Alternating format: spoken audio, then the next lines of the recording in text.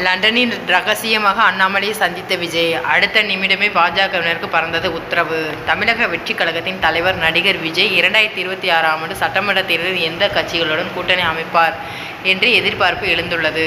இதற்கிடையே அரசியல் மேற்படிப்பு படிக்க லண்டன் சென்றுள்ள தமிழக பாஜக தலைவர் அண்ணாமலை தவேக தலைவர் விஜய் ரகசியமாக சந்தித்ததாக தகவல் வெளியாகியுள்ளது. இந்த சந்திப்பை அடுத்து திமுகவை தவிர வேறு எந்த கட்சியையும் விமர்சனம் செய்யக்கூடாது என்றும் குறிப்பாக விஜயை விமர்சிக்க கூடாது என்று பாஜகவினருக்கு அண்ணாமலை உத்தரவிட்டுள்ளதாக கூறப்பட்டது.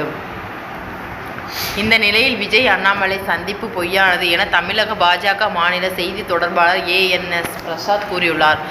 அது மாதிரி எந்த சந்திப்பும் நடைபெறவில்லை என்று அண்ணாமலை படிப்புக்காக லண்டன் சென்றுள்ளார்.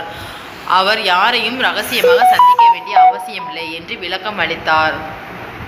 இது குறித்து தவேக நிர்வாகிகள் கூறுகையில், கொள்கை எதிரி, அரசியல் எதிரி, தேர்தல் நிலைப்பாடு குறித்து விஜய் தெளிவாக விளக்கியுள்ளார். எங்களுடைய தலைமையில் கூட்டணி அமைக்கப்படும்.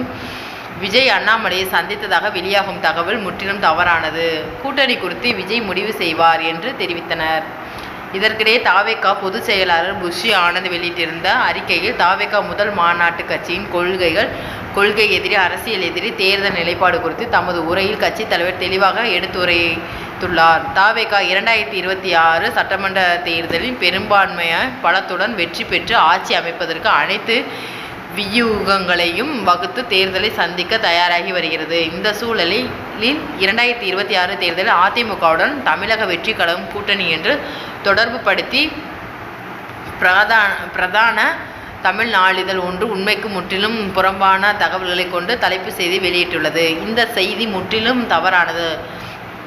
இது போன்ற உண்மைக்கு மாறாக பொய் செய்திகளை தமிழக மக்கள் புறக்கணித்து விடுவார்கள் என்று தெரிவித்திருந்தார். அதேபோல தவேகவுடன் கூட்டணி அமைப்பதாக வெளியான தகவலுக்கு அதிமுக தலைவர்களும் மறுப்பு தெரிவித்துள்ளார். கூட்டணி குறித்து அதிமுக பொதுச் செயலாளர் எடப்பாடி பழனிசாமி முடிவெடுப்பார் என்று விளக்கம் அளித்துள்ளனர்.